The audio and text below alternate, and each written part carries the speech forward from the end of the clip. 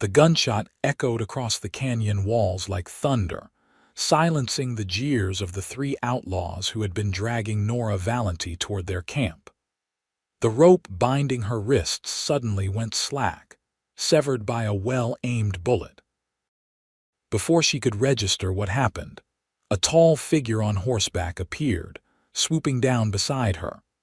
Strong arms lifted her from the dirt path and onto the saddle in one fluid motion as the outlaws scrambled for their weapons. "Hold tight," the man ordered, his voice deep and steady against the frantic beating of her heart.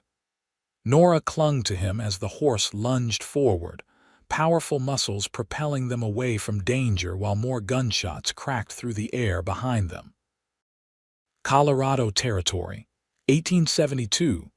The setting sun painted the mountains gold as Nora and her rescuer rode hard toward the rocky outcropping ahead. Her hands, raw from the rough hemp rope, gripped his leather vest while the wind whipped her copper hair free from its pins. She had no choice but to trust this stranger who'd appeared from nowhere like an avenging angel. Only when they reached a hidden ravine did the man slow his mount, guiding the exhausted horse between towering stone walls that offered protection from prying eyes. The sound of rushing water grew louder as they traveled deeper into the sanctuary. "We should be safe here for now," he said, finally bringing the horse to a halt beside a small stream. "Those men won't find us before nightfall, and they aren't foolish enough to track in the dark." When he helped her down, Nora's legs nearly buckled beneath her. The events of the day, the stagecoach robbery, being taken hostage, and now this daring rescue had drained her completely. The man caught her elbow to steady her, and she got her first clear look at him. He stood at least a foot taller than her, with broad shoulders and sun-bronzed skin. His eyes were a striking blue beneath the brim of his worn Stetson, a stark contrast to his dark beard. Dust covered his clothes, but there was something refined about him despite the rugged appearance. "Thank you," Nora said, finding her voice at last. "Those men, they were taking me to their camp, and no need to explain," he interrupted, then softened his tone. "Name's Preston Archer. Most folks just call me Prees." "Nora Valenti," she replied, wincing as she tried to rub circulation back into her wrists. Preston took a canteen from his saddle and offered it to her. "Drink. Then let me see those wrists." She accepted gratefully, the cool water bringing immediate relief to her parched throat. When she'd finished, Preston gently took her hands, examining the angry red marks where the rope had cut into her skin. "We need to clean these," he said, leading her to the stream. "Cold water will help with the swelling." As she knelt beside him at the water's edge, Nora studied her rescuer more carefully. His movements were precise and confident, his hands calloused but gentle as they helped bathe her wounded wrists. "How did you find me?" she asked. "Were you following the stagecoach?" Preston shook his head. "I've been tracking those three for 2 days. They're wanted for a bank robbery in Pueblo. When I saw them drag you from the stagecoach, I had to change my plans." "You're a lawman?" Nora asked, noticing for the first time the silver badge partially concealed beneath his vest. "Deputy Marshal," he confirmed. "Though at the moment, I'm a fair distance outside my jurisdiction." Darkness was settling over the ravine, and Preston moved to gather wood for a small fire. "We'll need to stay here tonight. It's not safe to travel these trails after dark, especially with those outlaws still out there." Nora wrapped her arms around herself, suddenly feeling the chill of the mountain evening. Her traveling dress, once crisp and proper for her journey, was now torn and dirty. She'd lost her bonnet hours ago when the outlaws had first pulled her from the stagecoach. "Here," Preston said, draping a wool blanket around her shoulders. "It's not much, but it'll keep you warm."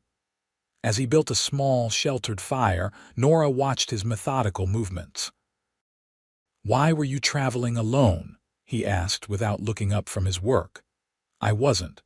There were 5 other passengers on the coach, including an elderly couple. When the outlaws attacked, the driver was shot. Her voice caught as she recalled the terrible moment. The other passengers were robbed and left behind, but they took me. Preston nodded grimly.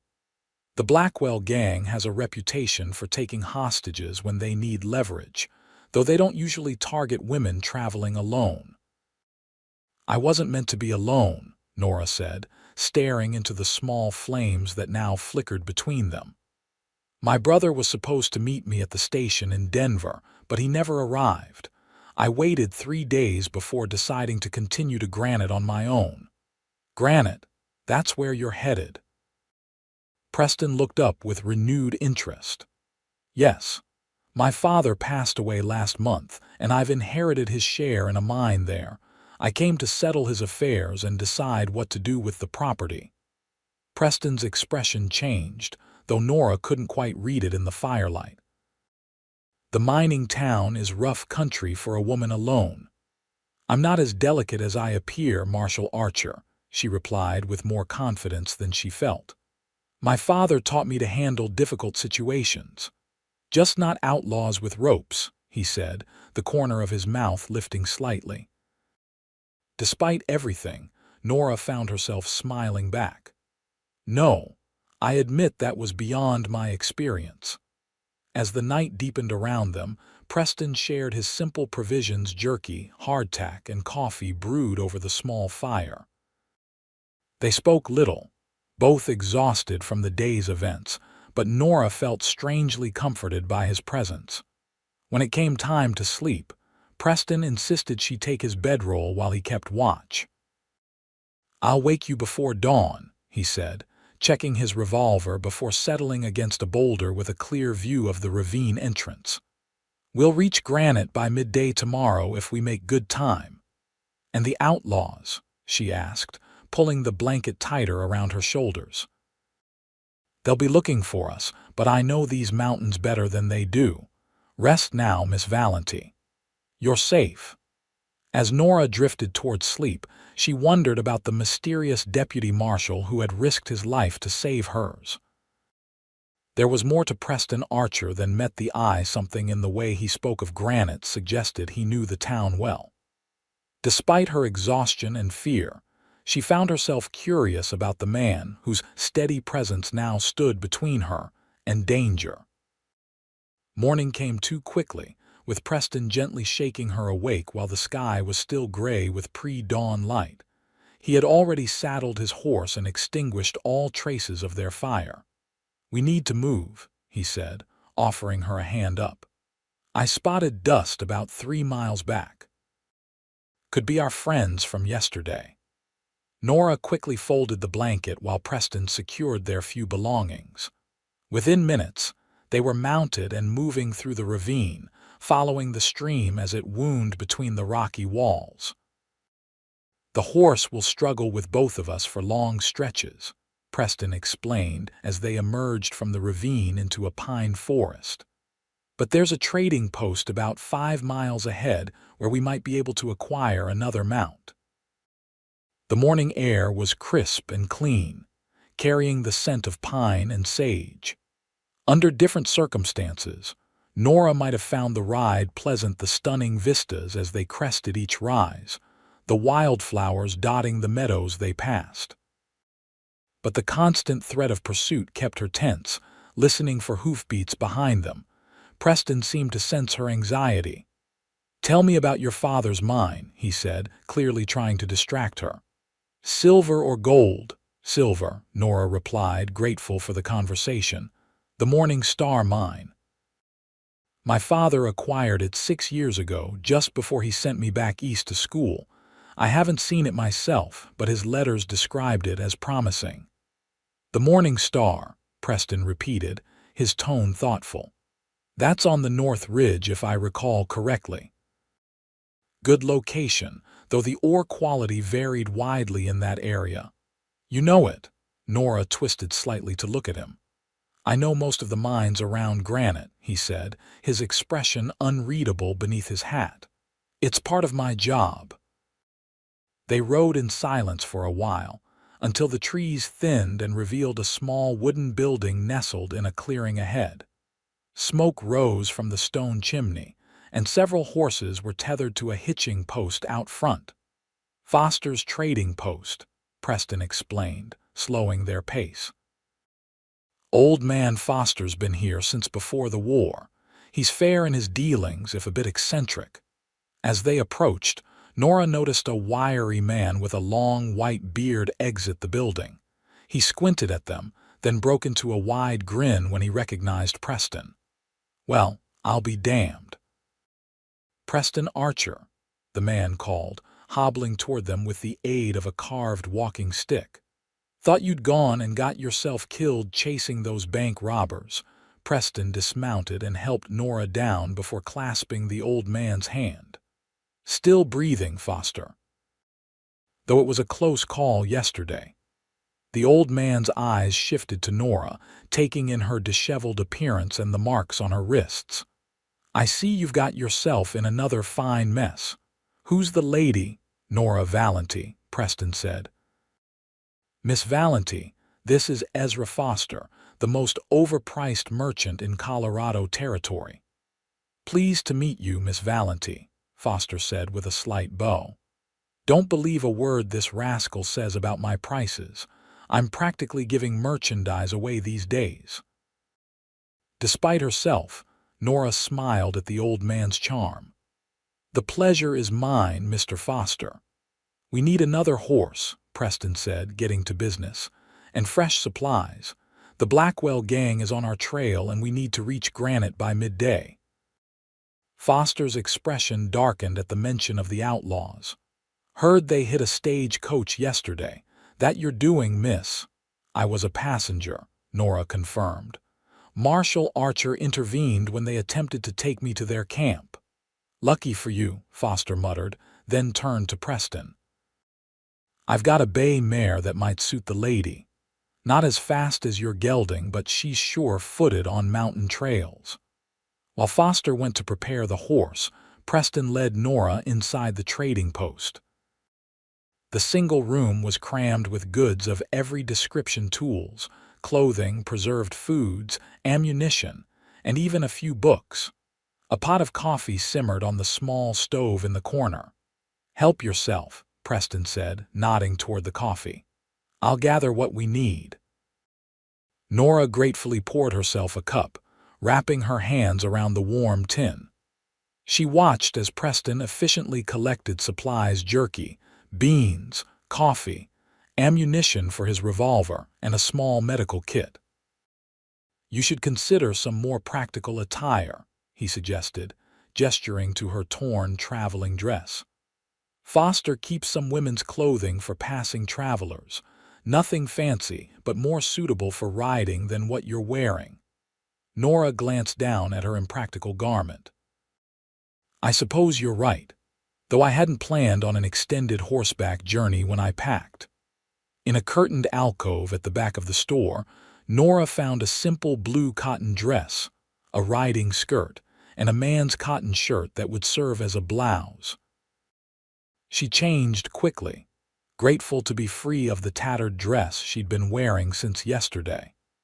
The new clothes were plain but sturdy and far more practical for their journey. When she emerged, Preston was settling their account with Foster. He turned at her approach, and she didn't miss the quick appraisal in his gaze before he returned to business. "The mare is saddled and ready," Foster was saying, "and I threw in some extra ammunition. Word is those Blackwell boys acquired a Winchester rifle in their last robbery." "Much obliged," Preston said, handing over several coins. "If anyone comes asking after us, never saw hide nor hair of you," Foster finished with a wink. "Been too busy with all my other customers, you see." He gestured around the empty store with a chuckle. Outside, Nora found a sturdy bay mare waiting beside Preston's gelding. Foster had provided a woman's saddle, complete with a side horn that would allow her to ride properly even in a dress.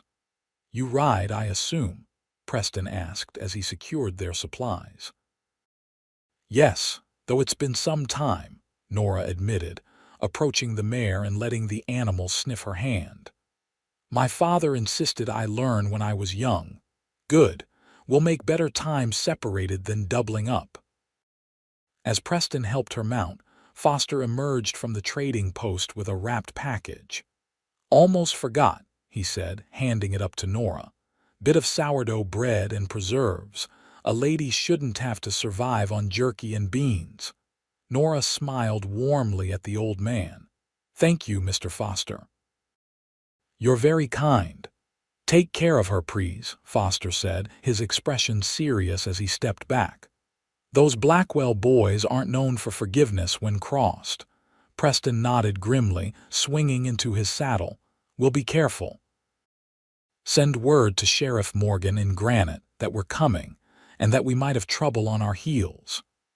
With a final farewell to the old trader, they set off toward the mountain trail that would lead them to Granite. The mare proved to be an excellent mount, responding easily to Nora's commands as they navigated the increasingly rugged terrain. You ride well, Preston observed after they'd been traveling for about an hour. Your father taught you? Yes, on our farm in Pennsylvania. He said a woman should always be able to depend on herself. Nora adjusted her hat, a practical item Foster had insisted she take to protect against the sun. Though I admit, I never imagined these skills would be quite so essential. Your father sounds like a wise man, Preston said. Was he in mining before coming west? No. He was a blacksmith by trade, but always dreamed of finding silver. When my mother passed, there was nothing keeping him in Pennsylvania. I was already 16 by then, old enough for the finishing school in Boston my aunt had arranged. A shadow crossed her face. I sometimes wonder if he was lonely out here. His letters were always optimistic, full of plans for the mine, but he rarely mentioned friends or companions. Preston was quiet for a moment. Mining towns can be solitary places, despite all the people. Men come seeking fortunes, not friendships, but your father was well regarded in Granite from what I've heard. You knew him? Nora asked, surprised. Not well, Preston admitted, but his reputation was solid. Honest in his dealings, which is rare enough in mining communities. They rode in companionable silence for a while, the trail gradually climbing higher into the mountains. Around mid-morning, Preston signaled for a stop at a vantage point overlooking the valley they'd traversed. While the horses drank from a small spring, Preston scanned the valley with a brass spyglass. His expression tightened as he focused on something in the distance. Riders, he said grimly. 3 of them moving fast. Has to be the Blackwell gang. Nora felt her heart quicken. How far behind? Few hours at most. They're pushing their horses hard. Preston collapsed the spyglass and turned to her. We have 2 choices. We can make for Granite directly, it's about 3 hours' ride from here, or we can try to lose them in the high country. Which would you recommend? Nora asked, trusting his experience. Preston studied the trail ahead, weighing their options. The high country route is more difficult, but it gives us the advantage. Those men know the main trail to Granite as well as I do, but the old mining paths through the upper ridges are less familiar to them. Then we take the high country, Nora said decisively. Preston's eyes met hers, appraising. It won't be easy riding. I'm not afraid of difficult paths, Marshal Archer. I've come too far to be deterred now. A hint of admiration flickered across his face. Very well. Stay close and follow my lead. They mounted again and veered from the main trail onto a barely visible path that wound steeply upward through a dense pine forest. The going was immediately more challenging, with the horses having to pick their way around fallen trees and loose stones. This was an old prospector's trail, Preston explained as they climbed. Hasn't been used much since the big companies moved in with their industrial operations, but it cuts through to granite from the north side, where they won't expect us." The air grew thinner as they ascended, and Nora found herself breathing more heavily. The views, however, were spectacular, vast expanses of wilderness stretching to the horizon, the snow-capped peaks of the Continental Divide gleaming in the distance. By early afternoon, they had reached a high alpine meadow dotted with wildflowers. Preston called for another brief rest to water the horses and check their back trail. "No sign of them yet," he reported, though his expression remained vigilant. "But they're persistent, especially their leader, Frank Blackwell." "You seem to know a lot about these outlaws," Nora observed, accepting the water canteen he offered. "I've been tracking their gang for months," Preston replied, his jaw tightening. "They've hit banks and stage coaches across 3 territories, but this is the first time they've taken a hostage." "Why me?" Nora asked the question that had been troubling her since the robbery. "There were wealthier passengers on that stage coach." Preston hesitated as though debating how much to tell her. "I have a theory," he finally said, "but you might not like it. I'd rather know the truth, however unpleasant." "The Morning Star mine," he said simply. "It's become valuable recently, more valuable than your father may have realized before he passed." Nora stared at him. "But how would they know about my connection to the mine? I only arrived in Colorado a week ago." News travels fast in mining country, especially news about property changing hands. If word got out that Jacob Valenti's daughter was coming to claim his mine. Preston let the implication hang in the air. "You think they plan to use me to gain control of the mine?" Nora felt a chill despite the afternoon sun. "It's possible. Frank Blackwell has been branching out from simple robbery. Several mining claims have changed hands under suspicious circumstances in the last year." This new information cast her situation in an even more dangerous light. It wasn't just about escaping outlaws now, her very inheritance was at stake. "We should keep moving," Preston said, helping her back onto her horse. "If we push hard, we can reach the ridge above Granite by sunset." The trail grew increasingly treacherous as they continued, sometimes narrowing to barely the width of a horse's hooves along steep drop-offs. Nora fought to control her fear, focusing instead on keeping her mare calm and following Preston's lead. Late in the afternoon, they reached a high pass where the trail split. Preston reined in, studying both options with a frown. "Something wrong?" Nora asked, drawing alongside him. "The eastern fork is faster, but it's exposed along that ridgeline," he explained, pointing to a narrow trail that skirted a barren slope. "The western fork is longer but offers more cover." Before he could decide, the sharp crack of a rifle echoed through the mountains. Preston's horse reared as a bullet struck a rock just beside them, sending fragments flying. "Ride!" Preston shouted, spurring his gelding toward the western fork. "They've found us!" Nora urged her mare forward, ducking low in the saddle as more shots rang out behind them. The western trail plunged immediately into a dense stand of pines, providing cover from their pursuers, but the footing was treacherous with exposed roots and sudden dips. Preston led them at a punishing pace, weaving between trees and across small ravines. Nora focused entirely on staying in the saddle, trusting her mare's instincts on the difficult terrain. The sounds of pursuit grew fainter as they descended through the forest, but Preston showed no sign of slowing. When they finally emerged from the tree line, the sun was setting behind the mountains, casting long shadows across a narrow valley. Below them, Nora could see the scattered buildings of a town Granite, she presumed nestled at the base of the mountains with mining structures dotting the surrounding slopes. "We made it," she breathed, relief washing over her. "Not quite yet," Preston cautioned. "This trail joins the main road about a mile outside town. We're still vulnerable until we reach the sheriff's office."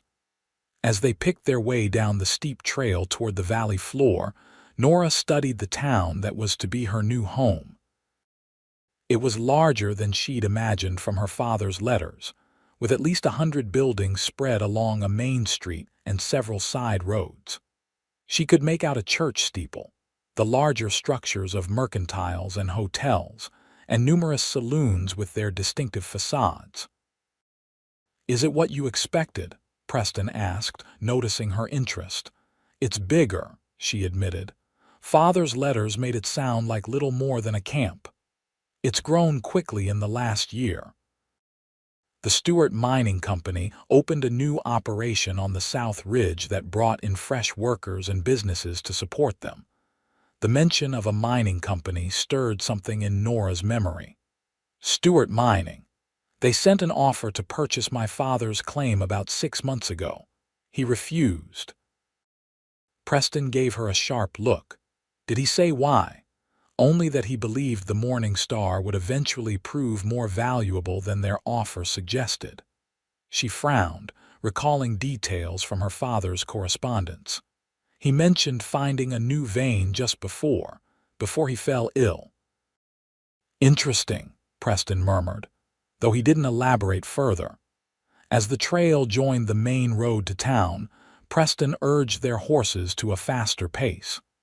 The first buildings were just ahead: a livery stable, a blacksmith shop, and what appeared to be a way station for stage coaches. They had almost reached the edge of town when 3 riders emerged from a side trail, cutting directly into their path. Nora recognized them immediately: the Blackwell gang, led by a tall man with a distinctive scar running down his left cheek. "Well now, Deputy Marshal," the scarred man called, a cruel smile spreading across his face. "Thought you'd given us the slip, did you?" Preston halted their horses, positioning himself slightly in front of Nora. His hand hovered near his holster. "It's over, Frank. We're at the town limits. Sheriff Morgan will have men watching for us." Frank Blackwell laughed, the sound devoid of humor. "Morgan's boys are dealing with a situation at the Stewart mine. Convenient explosion in one of the shafts about an hour ago." His cold eyes shifted to Nora. "No one's coming to help you." Nora felt her blood run cold. These men had planned everything meticulously. "The lady and I have unfinished business," Blackwell continued. "Step aside, Marshal, and you might walk away from this."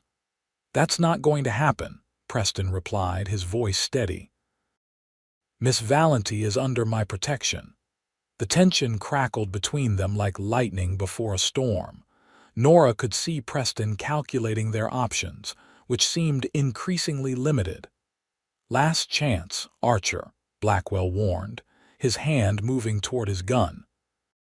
What happened next unfolded so quickly that Nora barely had time to register it. Preston drew his revolver with lightning speed, firing twice before the outlaws could react. One of Blackwell's men tumbled from his saddle, while another clutched his shoulder, his own gun unfired. Blackwell himself managed to get off a shot that grazed Preston's arm before retreating behind a large boulder at the side of the road. His remaining companion followed suit, leaving their wounded ally moaning in the dust. "Ride for town." Preston shouted to Nora, returning fire to keep the outlaws pinned down. "Get to the sheriff's office on Main Street." "I won't leave you," Nora protested, even as bullets whizzed past them. "Go," Preston insisted. "I'll be right behind you." Seeing the determination in his eyes, Nora finally nodded and spurred her mare toward town. The animal responded instantly, galloping down the main road as buildings blurred on either side. Behind her, the gunfire continued, punctuated by shouts and the thundering of hooves. Townsfolk scattered from her path, staring in shock at the woman riding full tilt down their main street with gunfire echoing behind her. Nora scanned the buildings frantically until she spotted a wooden structure with "Sheriff" painted above the door. She reined in sharply, nearly tumbling from the saddle in her haste to dismount. As she stumbled toward the door, it burst open to reveal a barrel-chested man with a silver star on his vest. "Marshal Archer sent me," she gasped. "Outlaws, the Blackwell gang at the edge of town. Inside, madam," the sheriff ordered, already calling to deputies who appeared from a back room. "Blackwell gang at the north entrance. Move."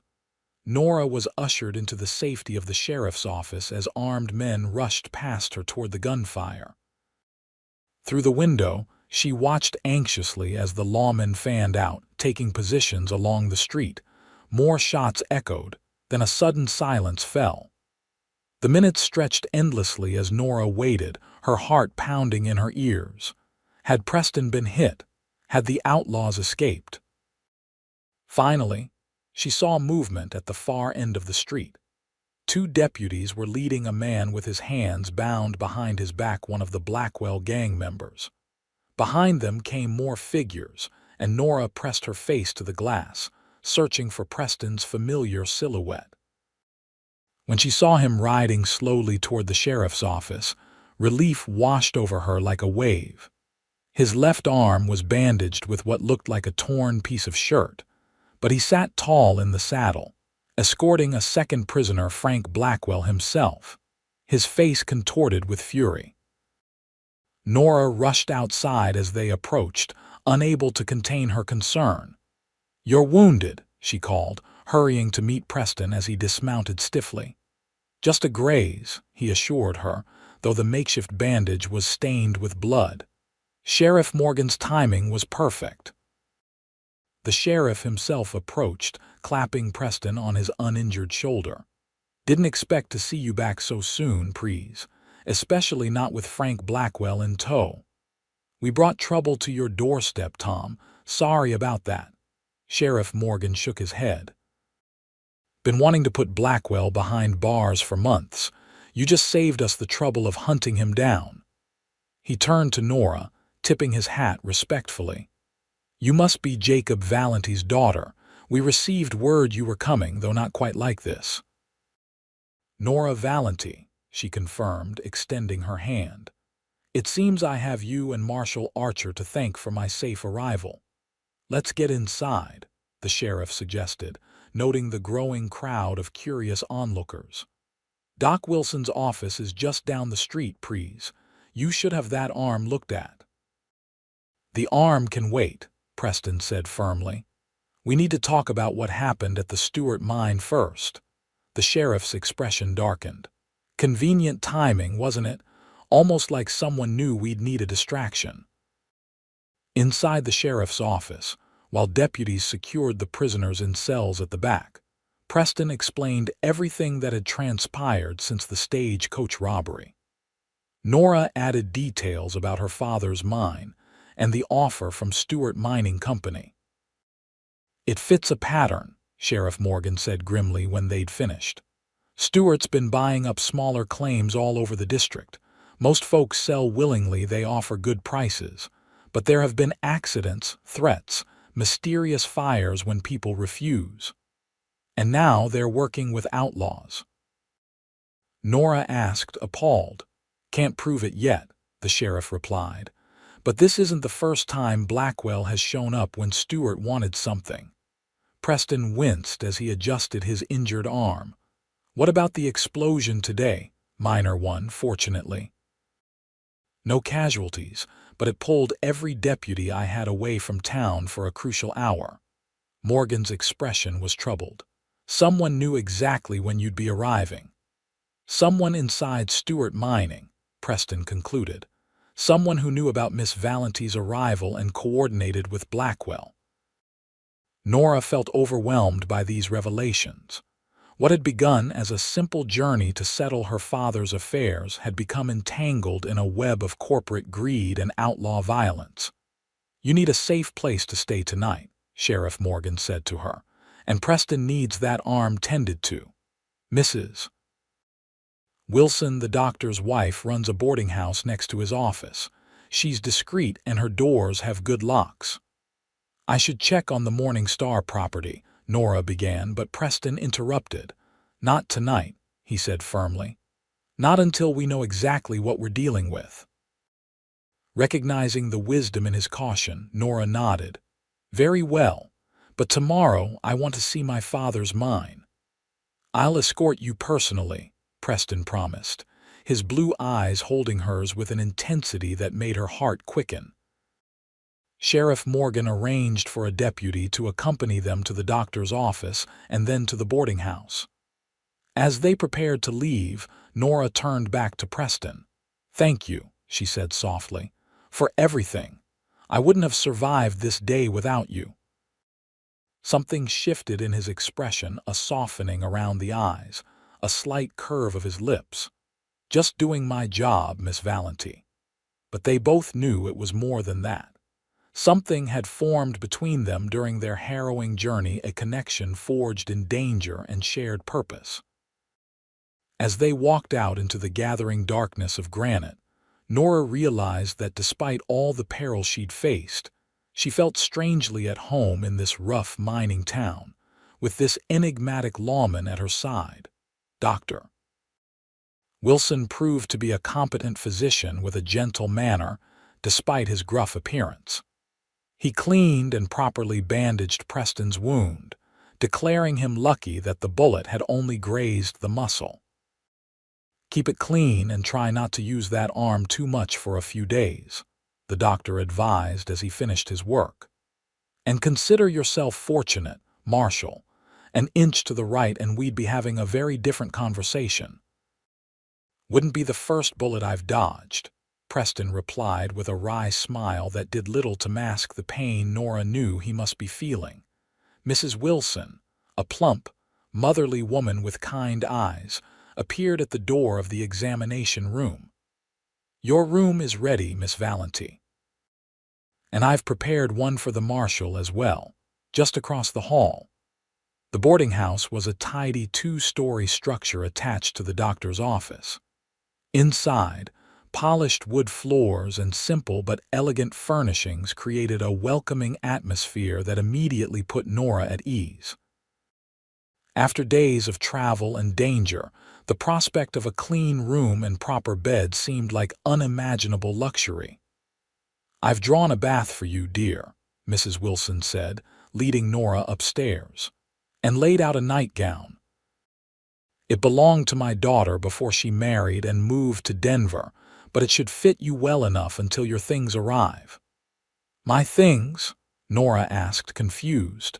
From your father's house, Mrs. Wilson explained. Sheriff Morgan sent a deputy to collect what you might need for tonight. Your father's home has been closed up since he passed, but everything inside is yours now.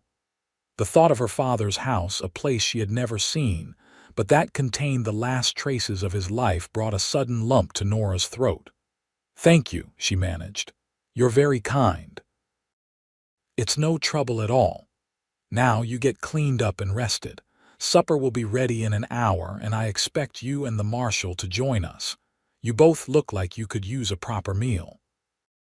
Left alone in the comfortable bedroom, Nora sank onto the edge of the bed, the events of the past 2 days finally catching up to her.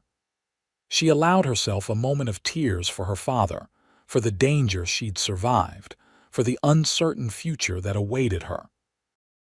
Then, drawing a deep breath, she gathered herself.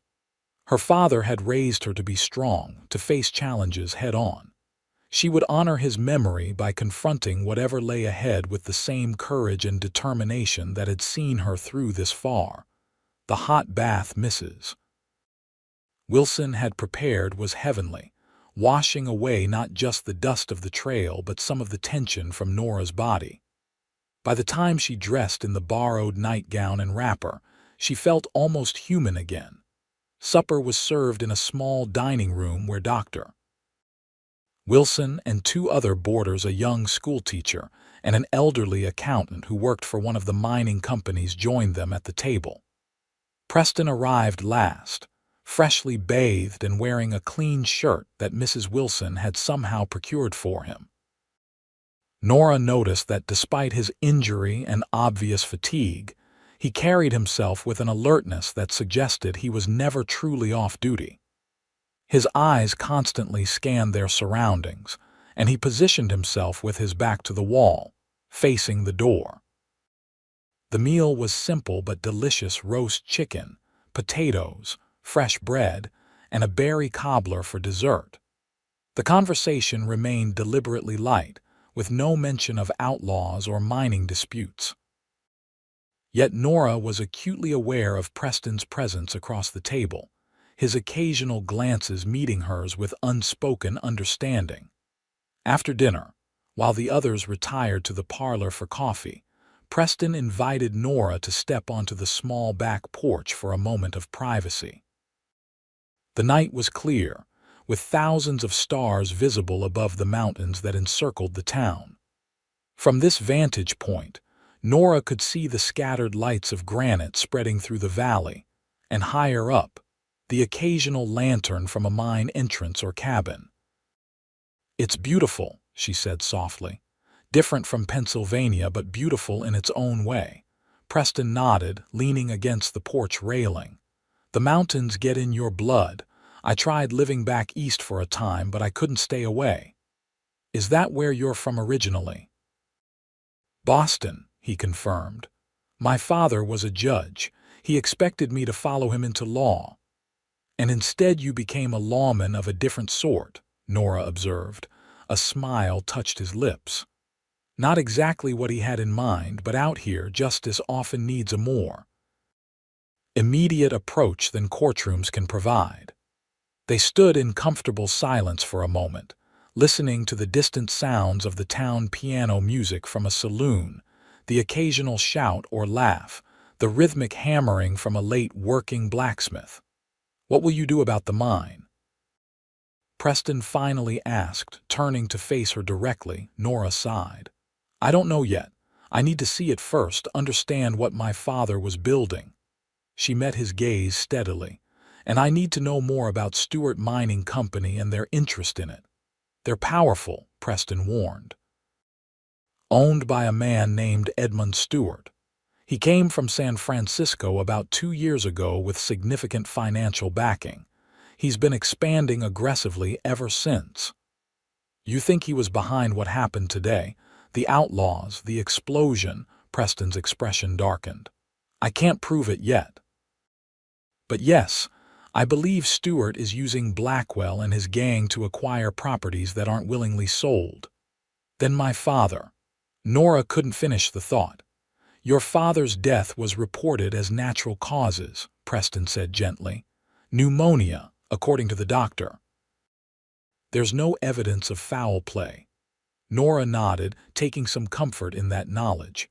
"Still, if Stewart wants the Morning Star badly enough to arrange my kidnapping, I need to understand why." "We'll find out," Preston promised. "Tomorrow we'll visit the mine and your father's house. Between Sheriff Morgan's investigation and what we discover, we'll get to the truth." The conviction in his voice reassured her. Despite knowing him for just over a day, Nora trusted Preston Archer implicitly. He had saved her life, protected her, and now stood beside her in this unfamiliar world that was suddenly hers to navigate. "Thank you for staying," she said. "You could have handed me over to the sheriff's care and returned to your own duties." Preston's blue eyes held hers in the dim light of the porch lantern. "My duties include seeing this through, Miss Valenti. Until I'm certain you're safe, I'm not going anywhere." The intensity of his gaze stirred something within her, a warmth that had nothing to do with danger or fear. For the first time since her ordeal began, Nora felt something like anticipation for what tomorrow might bring. "Then I look forward to exploring my inheritance with you, Marshal Archer," she said with a small smile. "Preston," he corrected softly. "After what we've been through, I think we've earned the right to first names." "Preston," she repeated, liking the way it felt on her lips.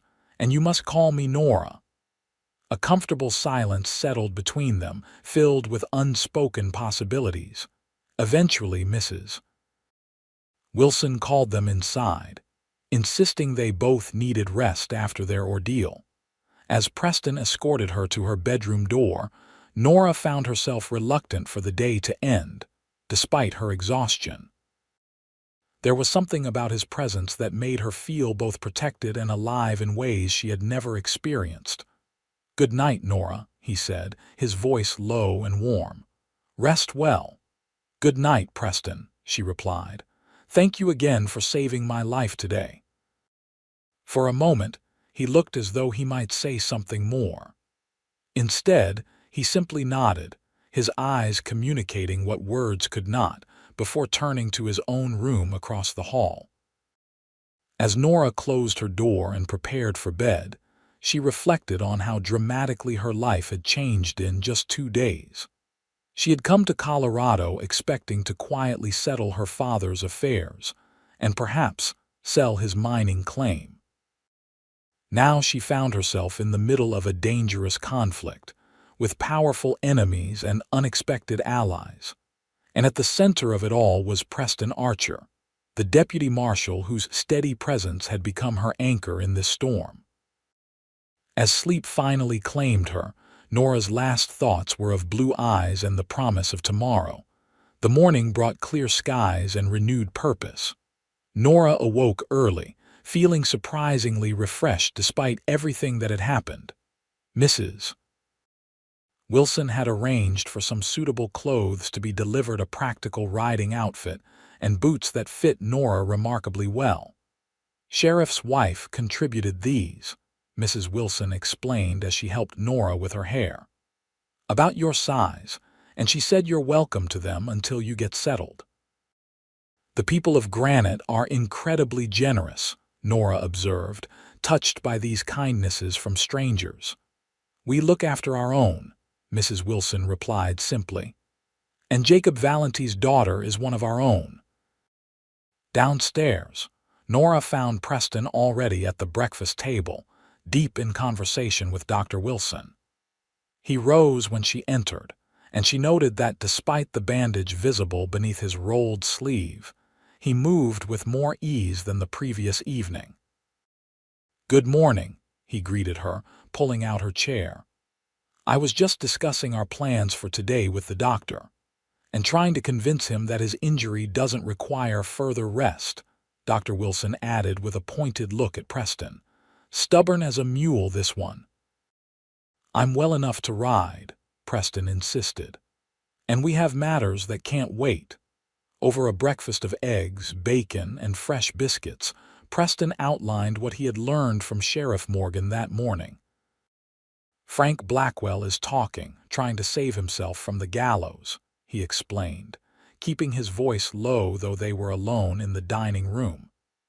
"He's admitted that Stewart Mining hired his gang to intercept you, but claims he doesn't know the full extent of their plans. You believe him?" Nora asked, mindful of Mrs. Wilson moving about in the kitchen. "Partially. Blackwell is smart enough to have kept some leverage for himself. He knows names, dates, payments made enough to implicate several of Stewart's men, but he's insisting that Edmund Stewart himself was never directly involved." "Convenient," Nora remarked skeptically. "Indeed, but it gives us something to work with." Preston lowered his voice further. "Sheriff Morgan has deputies watching Stewart's office and home. If he tries to flee or destroy evidence, they'll know." After breakfast, they walked to the livery stable where fresh horses awaited them. Sheriff Morgan had arranged for a deputy named Collins to accompany them to the Morning Star mine, a precaution that Preston insisted upon despite Nora's protests, that she didn't need an entire escort. "Until we know exactly who's involved in this conspiracy, we're not taking chances," he said firmly as they mounted. "Besides, Collins knows these mountains better than anyone. He's worked most of the mines around Granite at one time or another." Deputy Collins proved to be a taciturn young man with a weathered face that made him look older than his probable years. He nodded politely to Nora, but said little as they rode out of town, taking a winding trail that climbed steadily into the northern foothills. As they ascended, granite grew smaller behind them, the town's layout becoming clear from this elevation. Nora could see the main street running east to west, with smaller roads branching off it like tributaries from a river. Mining operations dotted the surrounding mountains, identifiable by their wooden structures and the occasional puff of steam or smoke. "Which ones belong to Stewart Mining?" she asked, gesturing to the various operations visible from their vantage point. "Most of the larger ones on the south and east slopes," Collins replied, breaking his silence. "The biggest is the Queen's Fortune on the southeast ridge. That's Stewart's flagship mine, where the explosion happened yesterday. They've consolidated about a dozen smaller claims in the past year." "And the Morning Star?" Nora prompted. "Where is it from here?" Collins pointed to a distant northern slope. "Just beyond that ridge. It's smaller than Stewart's operations but well positioned. Your father chose the location wisely." They rode for another hour, climbing higher into the mountains along increasingly narrow trails. The air grew cooler, and Nora was grateful for the warm jacket Mrs. Wilson had provided. Pine and spruce trees surrounded them, occasionally opening to reveal spectacular vistas of the valley below. Finally, they crested a ridge and Collins pointed ahead. "There it is, the Morning Star." Nora reined in her horse, taking in her first view of her inheritance. Unlike the industrial operations she had glimpsed from town, the Morning Star was relatively modest, a main shaft entrance reinforced with timber, a small ore processing building, and several outbuildings clustered nearby. A creek ran alongside the property, powering a water wheel that presumably drove some of the equipment. Most striking was the location nestled in a protected bowl on the mountainside with excellent southern exposure. Even to Nora's untrained eye, it was an ideal setting.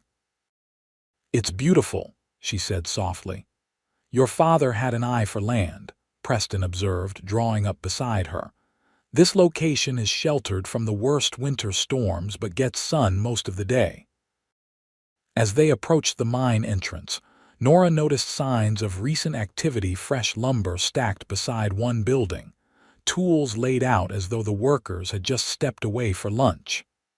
"I thought operations would have ceased when my father died," she said, puzzled. Collins dismounted and examined the area. "Someone's been working here recently. Within the last few days, I'd say." Preston's hand moved to his revolver as he surveyed the site. "Collins, check the outbuildings. I'll examine the main shaft. Nora, stay with the horses for now." Nora wanted to protest, but recognized the caution in Preston's tone. She remained mounted, watching as the two men carefully investigated the property. Collins disappeared into the largest outbuilding while Preston approached the mine entrance, drawing his gun before stepping inside. The minutes stretched uncomfortably as Nora waited, every sense alert for danger. She found herself holding her breath when Collins emerged from the outbuilding, carrying something in his hands. "Marshall," he called, urgency in his voice. "You need to see this." Preston emerged from the mine shaft and hurried to where Collins stood. Nora could no longer contain her curiosity and dismounted, leading the horses as she joined the two men. Collins had spread a map on a barrel outside the building. "Found this hidden in a compartment beneath the foreman's desk," he explained. "It's a survey map of this entire ridge." Preston studied it intently, his expression grave. "These markings, they indicate a new vein." "Not just any vein," Collins replied. "Look at the direction and depth. If these readings are accurate, this is the same silver vein that feeds Stewart's Queen's Fortune mine, but at a purer concentration." "The Queen's Fortune is Stewart's most productive mine," Preston explained to Nora. but the quality of ore has been declining as they go deeper. And the Morning Star has access to a richer section of the same vein, Nora concluded, understanding dawning. That's why Stewart wants this property so badly. Your father must have discovered this shortly before he died, Preston said. This survey is dated just 3 weeks ago. Collins examined the map more closely. There's more. These calculations in the margin, they're estimates of the vein's potential yield. If they're accurate, the Morning Star could outproduce every other mine in the district combined. The implications were staggering. What had seemed like a modest inheritance now represented a potential fortune, and explained why powerful men were willing to resort to kidnapping and violence to control it. We need to get this map to Sheriff Morgan, Preston decided, carefully folding it and securing it inside his vest. It's evidence of motive. As they prepared to leave, Nora asked for a few minutes to explore the small cabin that had served as her father's office and living quarters when he stayed at the mine. Preston agreed, though he insisted on checking the building first to ensure it was safe. The cabin was simple but comfortable, with a desk, bed, small stove, and bookshelves filled with mining manuals, geological texts, and a few novels. Everything was meticulously organized, reflecting the methodical nature Nora remembered in her father. On the desk sat a framed photograph, the last one taken of Nora with her parents before her mother's illness. She was about 16 in the image, standing between them in front of their Pennsylvania home, her father's hand resting proudly on her shoulder. He talked about you often, Preston said quietly from the doorway. Whenever he came to town, he'd show that photograph to anyone who would look. Nora turned, surprised. You knew him better than you let on. Preston nodded, a hint of regret in his expression. I didn't want to presume. But yes, I knew Jacob. He helped me when I first arrived in Granite about a year ago. I'd been wounded tracking a fugitive through these mountains, and he found me half frozen on this very property. Nursed me back to health in this cabin. Why didn't you tell me? Nora asked, not accusingly but with genuine curiosity. At first, there wasn't time then. I wasn't sure how to bring it up. Preston moved further into the room, his gaze taking in the familiar surroundings. Jacob spoke so highly of you. He was planning to sell the mine and move back east to be near you once he'd proven its value. He wanted to give you the life he thought you deserved. Emotion welled in Nora's throat at these glimpses of her father's final months, his plans, his pride in her, his continued love despite the distance between them. Thank you for telling me, she managed. It means a great deal to know he wasn't alone out here. Preston's eyes met hers with unexpected warmth. He wasn't alone, and neither are you. The moment stretched between them, charged with something more than shared grief or common purpose. In the quiet of her father's cabin, surrounded by his belongings, Nora felt a connection to Preston deepening in ways she hadn't anticipated when he'd first rescued her from the Outlaws. The sound of Collins calling from outside broke the spell. Preston cleared his throat, stepping back slightly. We should head to town. The sheriff will want to see that map as soon as possible. Nora nodded, taking one last look around the cabin. I'll come back, she promised silently to her father's memory. Then, squaring her shoulders, she followed Preston outside to begin the ride back to Granite.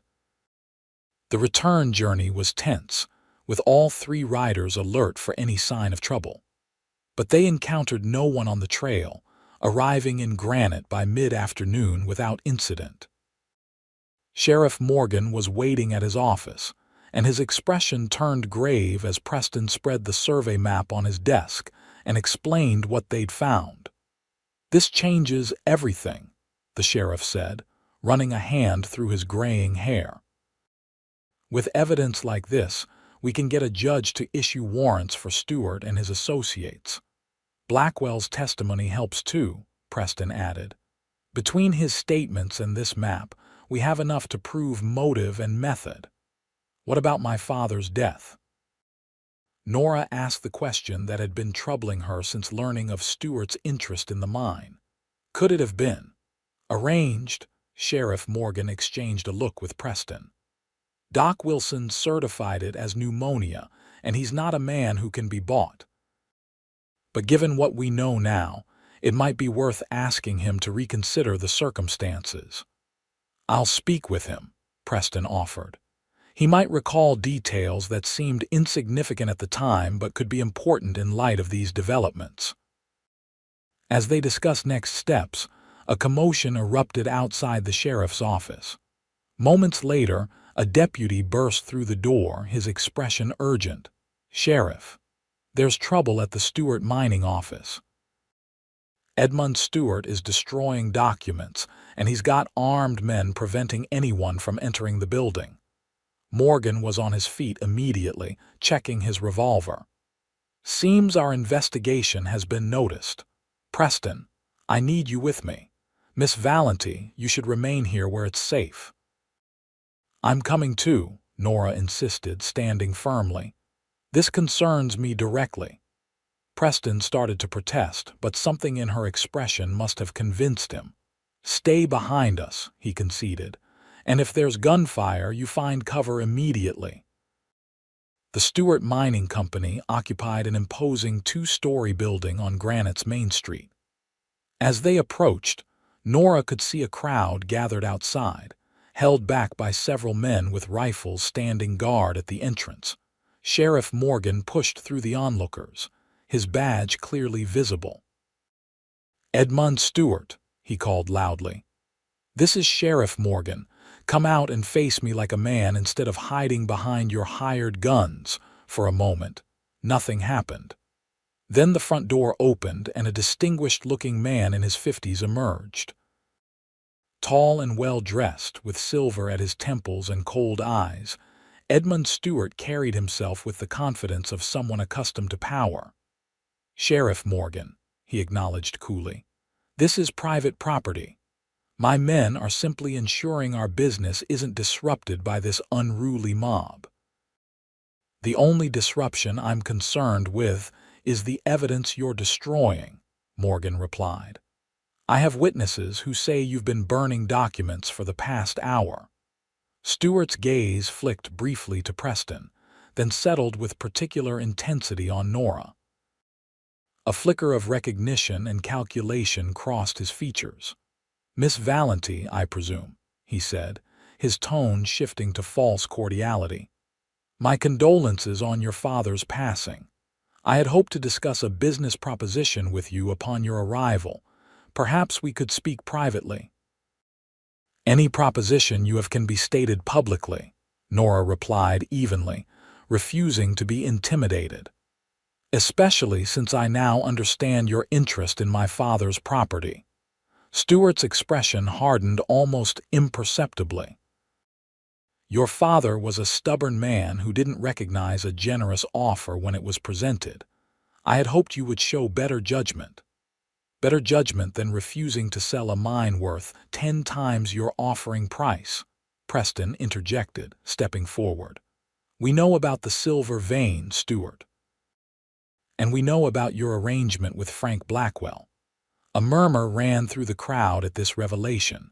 Stewart's carefully composed expression faltered for just a moment before he regained control. "Preposterous accusations," he said dismissively. "Frank Blackwell is a known criminal. Any claims he makes against respectable businessmen should be treated with appropriate skepticism." "It's not just Blackwell's word," Sheriff Morgan countered.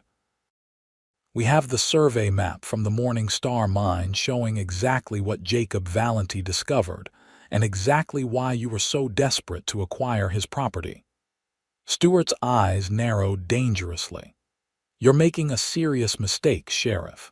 Stewart Mining Company brings prosperity to this town.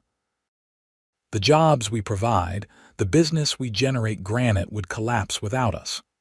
"Granite existed before you arrived, Mr. Stewart," Nora said, finding her voice. And it will continue long after your schemes are exposed. My father built something honest here. I won't allow his legacy to be stolen or corrupted." For a long moment, Stewart stared at her, naked calculation in his gaze. Then, with a slight nod to one of his men, he made his decision. "Arrest me if you must, Sheriff," he said with cold dignity, "but you'll find no evidence of wrongdoing. My conscience is clear." What happened next unfolded with stunning speed. As Sheriff Morgan stepped forward to place Stewart under arrest, one of the guards suddenly raised his rifle. Preston shouted a warning, drawing his own weapon as he moved to shield Nora. Gunfire erupted from multiple directions. The crowd scattered in panic as bullets flew. Nora found herself pulled behind a water trough by Preston, his body protecting hers as chaos engulfed the street. Sheriff Morgan and his deputies exchanged shots with Stewart's men, while Stewart himself used the confusion to retreat back into the building. "Stay down," Preston ordered Nora, his voice intense. "I need to help Morgan." Before she could protest, he was gone, moving in a crouched run toward where the sheriff had taken cover behind a wagon. Through the mayhem, Nora watched as Preston and Morgan coordinated their movements, gradually outflanking Stewart's guards. One by one, the hired guns fell or surrendered, until only the building itself remained to be secured. When the gunfire finally ceased, Preston and Morgan approached the mining office cautiously, weapons ready. They disappeared inside while deputies secured the wounded and kept the crowd at bay. Minutes later, they emerged with Edmund Stewart in handcuffs, his dignified facade crumbling into fury and fear. "This isn't over," he spat as deputies led him toward the jail. "You have no idea who you're dealing with." Morgan looked unimpressed. "Save it for the judge, Stewart. He'll be here in 2 days to hear the charges against you." As the street gradually returned to some semblance of normalcy, Nora emerged from her shelter. Preston immediately made his way to her side, his expression a mixture of relief and lingering concern. "Are you hurt?" he asked, checking her for injuries. "I'm fine," she assured him, though her hands trembled slightly from the adrenaline. "What about you and Sheriff Morgan? We're both unharmed. Can't say the same for Stewart's men." Preston's gaze softened as he looked at her.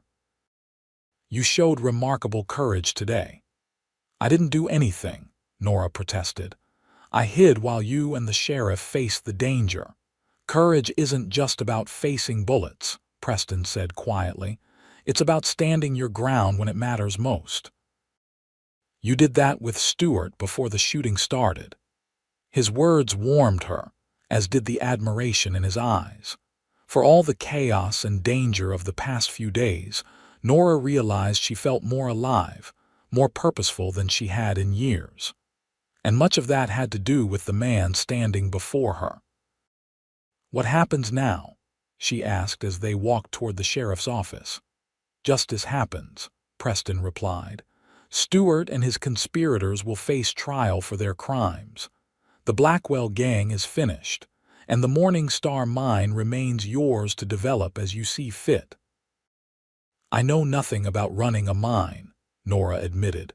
Preston smiled, a genuine expression that transformed his serious features. "Your father left detailed plans, and there are honest men in Granite who would be proud to work the Morning Star. I think you'll find you have more resources than you realize." At the sheriff's office, they found Morgan already processing paperwork for Stewart's arrest. "Judge Carter will be here Friday," he informed them. "Until then, Stewart and his men will enjoy our hospitality." "What about the mine?" Nora asked. "Is it safe for me to return there?" "I'm assigning deputies to guard it until this situation is fully resolved," Morgan assured her. "No one will interfere with your property now that Stewart's scheme is exposed." As evening approached, Preston suggested they return to Mrs. Wilson's boarding house for dinner. "You've had enough excitement for one day," he said with gentle authority, "and I promised Doc Wilson I'd have him check my wound again." The boarding house was a welcome refuge after the tensions of the day. Mrs. Wilson fussed over them both, insisting that Nora rest while she prepared a special dinner to celebrate their safe return. Later, after the meal had been cleared and the other boarders had retired to their rooms, Nora and Preston once again found themselves on the back porch, watching as stars appeared above the mountains. "I received a telegram this afternoon," Preston said after a comfortable silence. "From the marshal's office in Denver." Something in his tone made Nora turn to study his profile. "Good news or bad?" "That depends," he replied, a hint of uncertainty in his voice that she hadn't heard before. "They've offered me a permanent assignment in Granite. The town has grown enough to warrant its own federal marshal, separate from the sheriff's office." "That's wonderful," Nora said sincerely. "The people here respect you. You'll do well in that position." Preston turned to face her directly. "I haven't accepted yet. I wanted to ask you something first." Her heart quickened at his serious expression. "What is it?" "Your plans," he said simply. "Now that you know the value of the Morning Star, will you stay in Granite to develop it, or sell and return east?" The question caught her by surprise, though she realized it had been forming in her own mind as well. "I've been thinking about that," she admitted. "When I first arrived, I assumed I would settle my father's affairs and leave. I had a life waiting for me in Boston teaching at a girls' school, a comfortable but predictable future." "And now?" Preston asked, his blue eyes intent on hers. "Now I've seen what my father built here. I've experienced this town and its people, their strength, their kindness to a stranger." Nora smiled softly. "I've discovered that perhaps I'm more my father's daughter than I realized.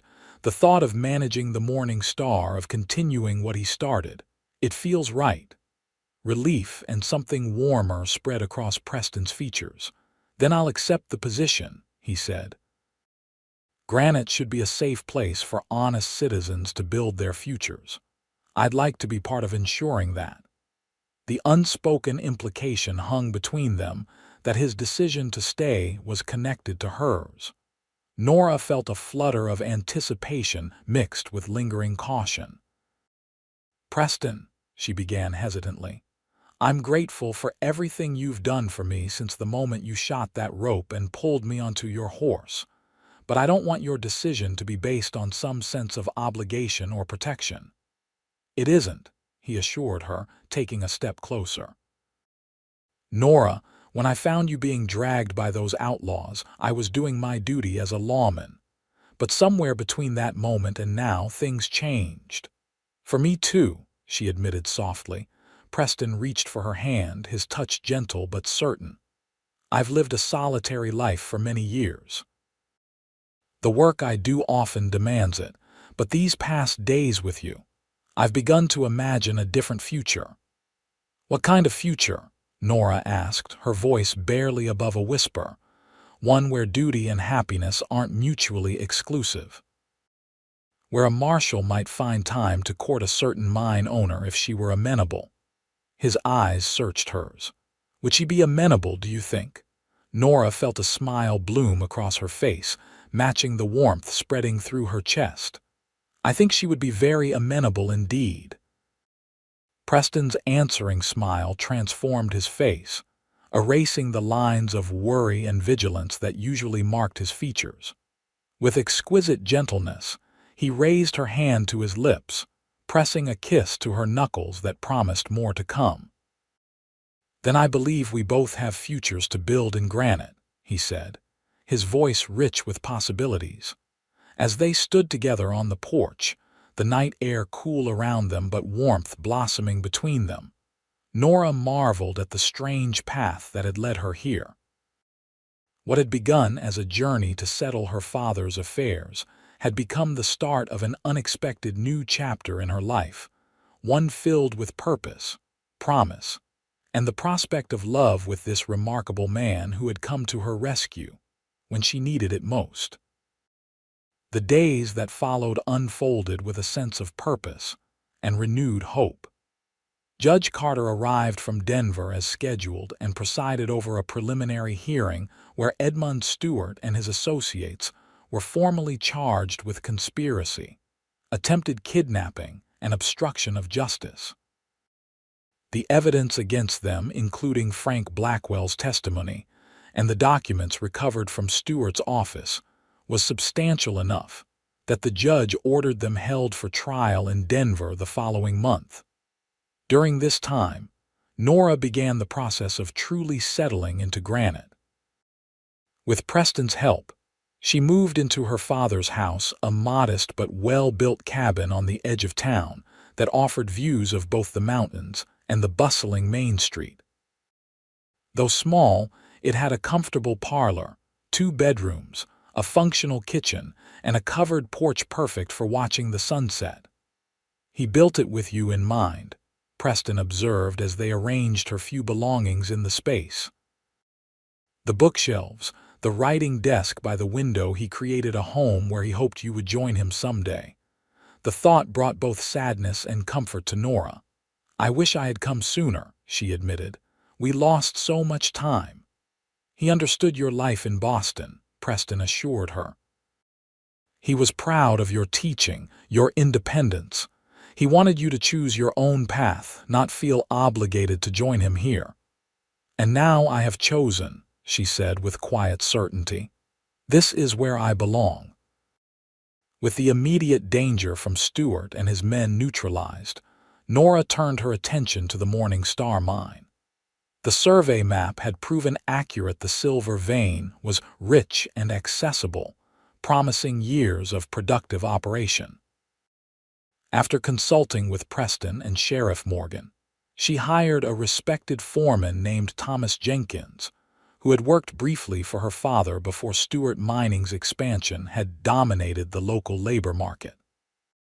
Jenkins assembled a small but experienced crew, and within 2 weeks, the Morning Star was operational again. Nora insisted on fair wages and safer working conditions than were common in most mines, decisions that initially raised eyebrows but quickly earned her the loyalty of her workers. "They'd walk through fire for you now," Preston remarked after visiting the mine one afternoon. "Word spreading that the Morning Star treats men like human beings, not machinery." "It's simply good business," Nora replied. "Contented workers are more productive and less prone to accidents. Besides, these men have families in Granite. Their well-being affects the entire community." This perspective that business success and community welfare were interconnected rather than opposing forces became the foundation of Nora's approach to running her inheritance. As the weeks passed, and the mine began producing significant amounts of silver ore, she reinvested portions of the profit into improvements for both the operation and the men who worked it. Throughout this period, Preston was a constant presence in her life, though his new duties as federal marshal kept him busy. Stewart's removal had created a power vacuum that attracted opportunistic elements to the region, requiring vigilance and occasional shows of force to maintain order. Still, he made time each day to see Nora, often joining her for dinner at her cabin or escorting her to town functions. Their courtship progressed with a deliberate pace that honored both their growing feelings and the proprieties expected by Granite's surprisingly traditional society. "People are talking," Sheriff Morgan's wife, Eliza, informed Nora one afternoon as they organized donations for the town's small school. "They say Marshal Archer has never shown interest in any woman until you arrived. Is that so?" Nora replied noncommittally, though she couldn't suppress a small smile. "It is," Eliza confirmed with matching smile. "Tom says he's never seen Preston so content. You're good for him, Nora. He needed someone who understands his sense of duty but reminds him there's more to life." This observation touched Nora deeply. She had indeed come to understand Preston's dedication to justice and protection qualities that mirrored her own growing commitment to her father's legacy and the community he had chosen. The turning point in their relationship came unexpectedly, nearly 2 months after Nora's arrival in Granite. A severe storm had swept through the mountains, causing minor flooding and damage throughout the region. Preston had been away for 3 days, helping isolated homesteaders and checking mining camps in the high country. When he finally returned to town, exhausted and mud-splattered, his first stop was Nora's cabin. She welcomed him with relief, having worried throughout his absence. "You should be resting, not trudging up here in this weather," she scolded gently as she helped him remove his sodden coat. "I needed to see you," he said simply, his eyes conveying what words could not. That through the long, difficult days of rescue work and dangerous travel, the thought of returning to her had sustained him. Nora prepared hot coffee and a simple meal while Preston cleaned up, changing into dry clothes he now kept at her home for such occasions. When he emerged from the spare bedroom, the exhaustion was still evident in his face, but something else shone through, a clarity of purpose that caught her attention. They ate together before the fire, Preston describing the conditions in the mountains and the families he had helped evacuate from threatened areas. Nora listened, struck by his matter-of-fact recounting of acts that others would have called heroic. When the meal was finished and they sat side by side watching the flames, Preston turned to her with uncharacteristic hesitation. "Nora," he began, his voice low and serious, "these past days made me realize something I think I've known since I first saw you." Her heart quickened at his tone. "What is that?" "Life is unpredictable and sometimes dangerous, especially in places like Granite. I've always accepted that risk as part of my duty." He took her hand, his calloused fingers gentle against her skin. "But now, the thought of leaving things unsaid between us seems like a greater risk than any I face in my work."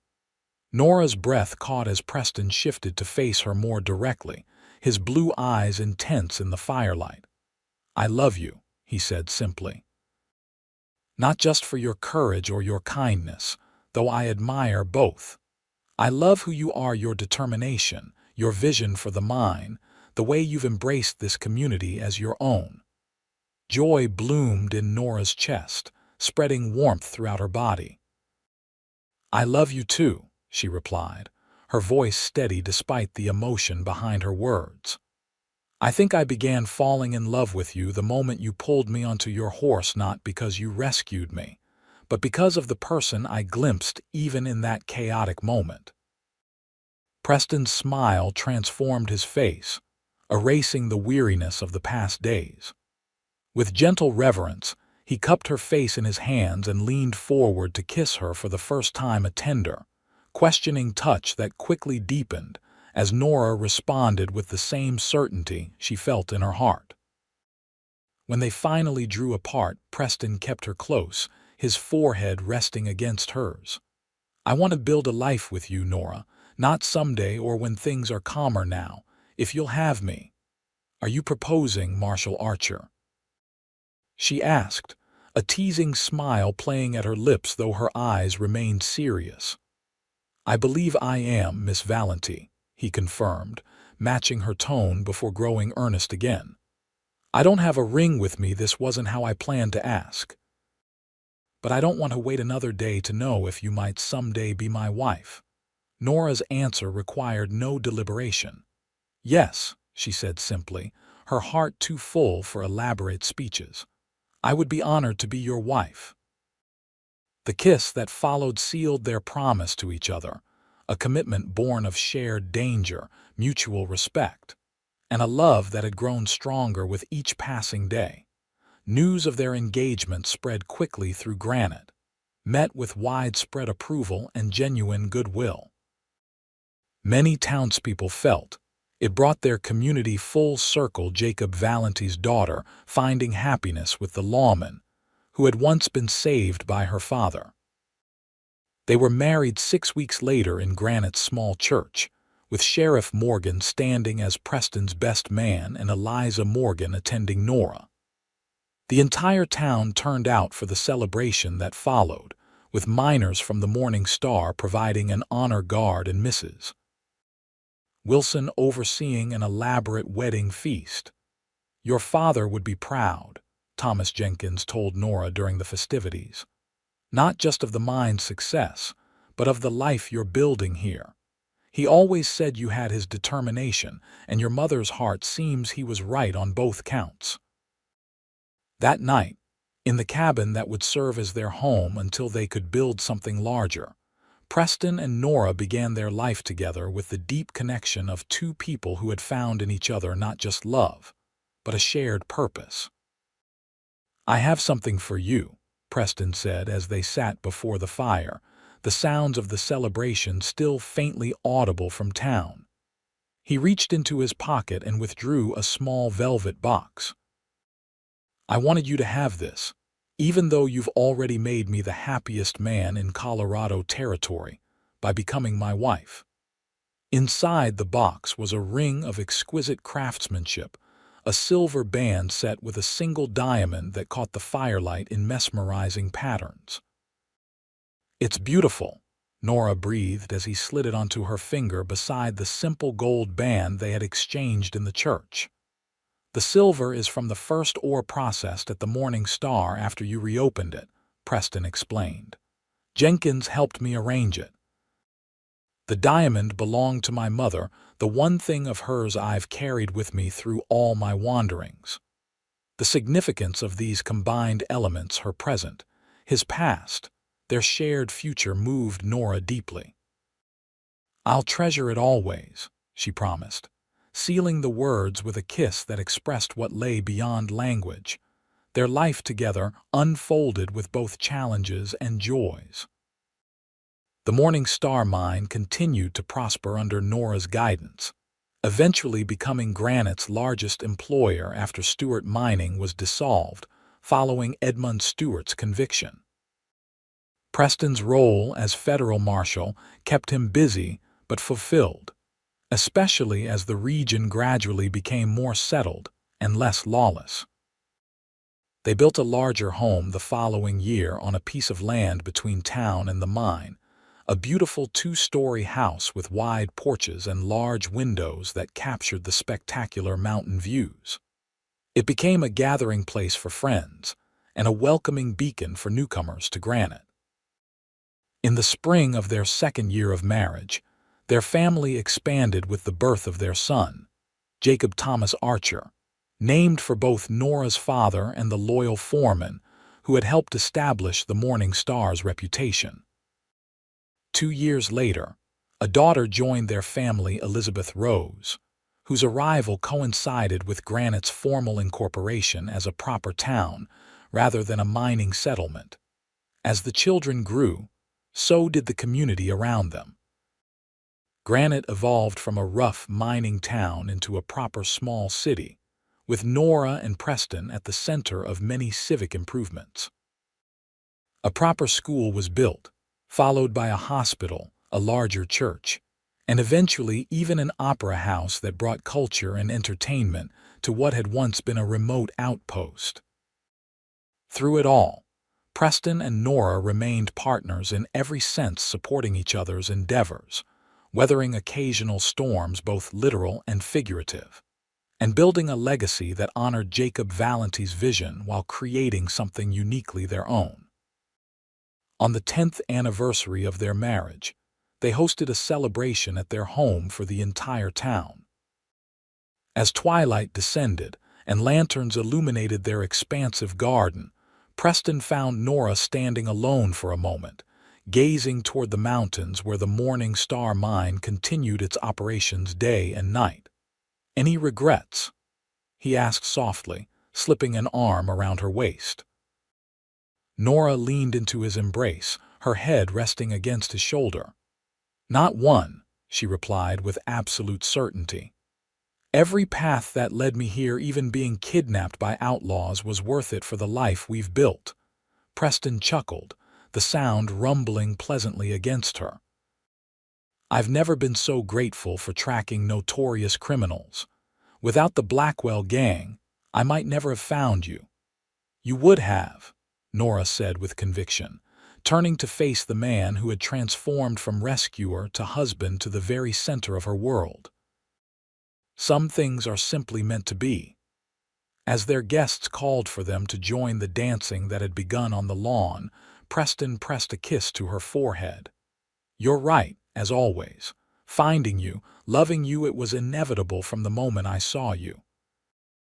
Hand in hand, they rejoined their celebration, surrounded by friends, children, and the community that had become their extended family.